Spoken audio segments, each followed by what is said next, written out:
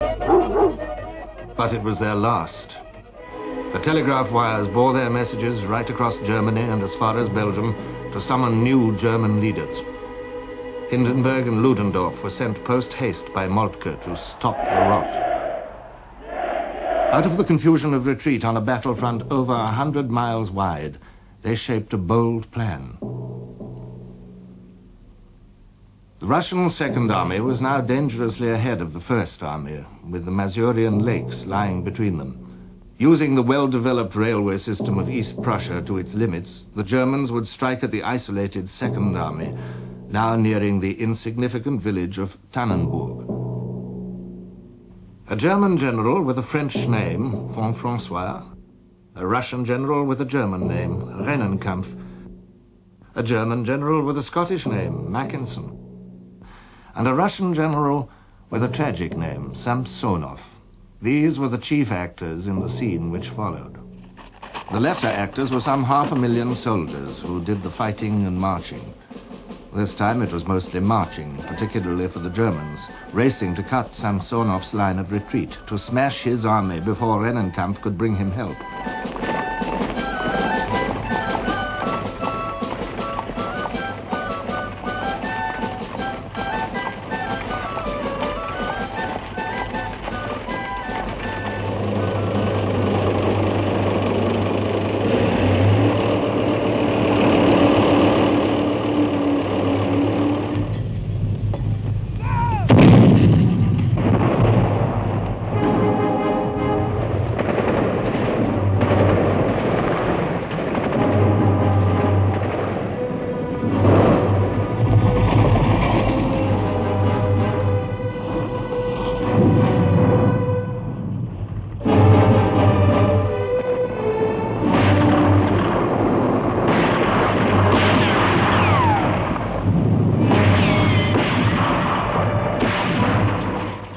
It took 5 days to do it, but at the end of them, the Russian Second Army was a wreck. 90,000 Russian soldiers were taken prisoner, rounded up like stock in a corral, and the head cowboy was François. General Samsonov walked away into a wood and shot himself. So East Prussia was saved. The trim towns would not be shattered. Cossacks would not burn the farmsteads. Instead, the war would now flow eastwards. What was more, Schlieffen's plan had stood the test, which was ironical indeed, since it was on the point of being abandoned. Not that any weakening of the German purpose was yet visible in the West. Each day brought new discouragements for the Allies there, as the flail thumped harder and harder against the left of the Allied line, while the center continued to give way, and the right held on only by the skin of its teeth. On one man, the pressure intensified daily. The Allied Commander-in-Chief, General Joffre, each day bringing him new questions, but never an answer. My first task was to seek the cause of these failures in order to find a remedy. Was it the enemy's numerical superiority? It appeared that as regards numbers, we were considerably superior to him.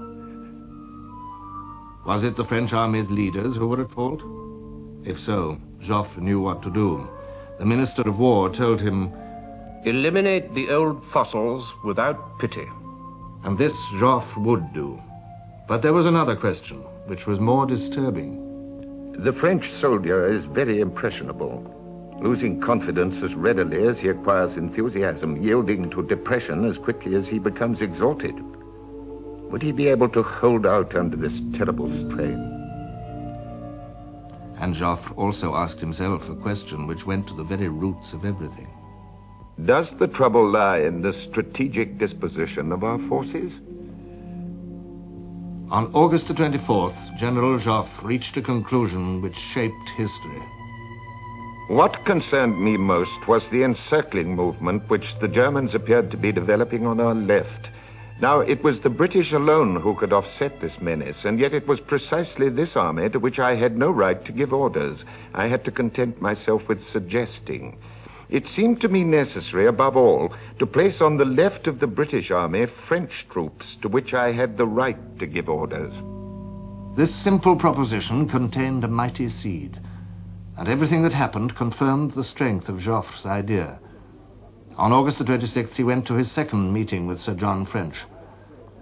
The scene was witnessed by a young liaison officer, Lieutenant Spears.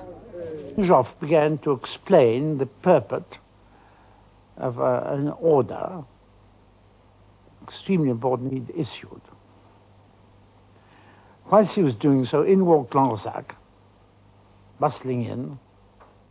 Then Joffre went on explaining this order of his, when Sir John French said, "What about this order? I haven't seen an order." Whereupon General Wilson, the sub-chief of staff, explained rather awkwardly, I thought, that some order had been received during the night, but it hadn't been dealt with yet.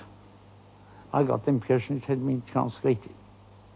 When General Joffre realized that his orders hadn't even been received and read by the British, he seemed overwhelmed with discouragement. It was the only time I've ever known that he seemed to lose heart himself, to be completely deflated. This was an abject moment for General Joffre. When I left British headquarters in the early afternoon, I carried away with me a serious impression of the fragility of our extreme left. And I anxiously asked myself if it could hold out long enough to enable me to regroup our forces. If this maneuver was to succeed, two essential conditions had to be fulfilled. First, our 4th and 5th armies must interrupt their retreat with partial offensives and counterattacks to give me time to assemble a new army on our left. Secondly, the British would have to resist tenaciously and yield ground only very slowly. Joffre didn't know it, and neither did Sir John French, but that was exactly what the British army was doing. General Smith-Dorrien had decided to fight at Le Cateau. Second Corps was exhausted. It would have to stand and fight.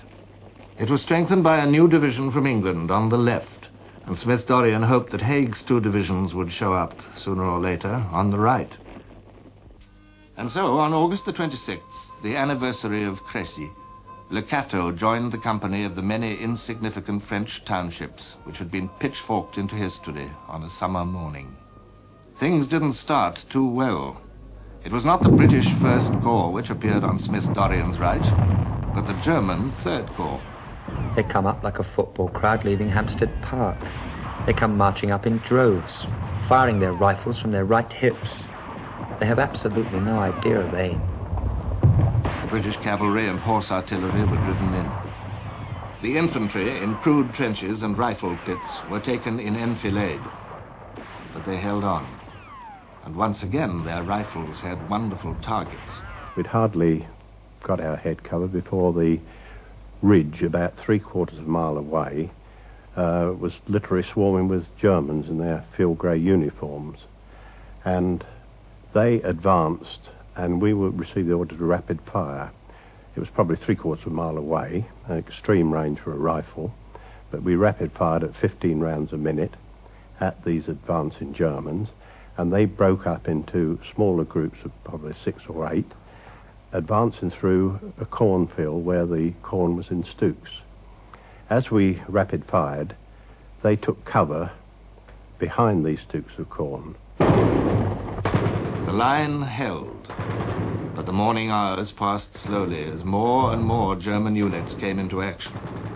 The last British reserves were thrown in. We were in reserve. The brigade was formed up, and orders came that we were required on the left of the line. We would go fast. And we marched 4 miles over the left of the line, came to a village whose name I don't really remember, and found Smith-Dorrien standing outside his headquarters, and he waved to us as we passed and said, "I think we're holding them all right. It won't be wanted here. And everything's going fine."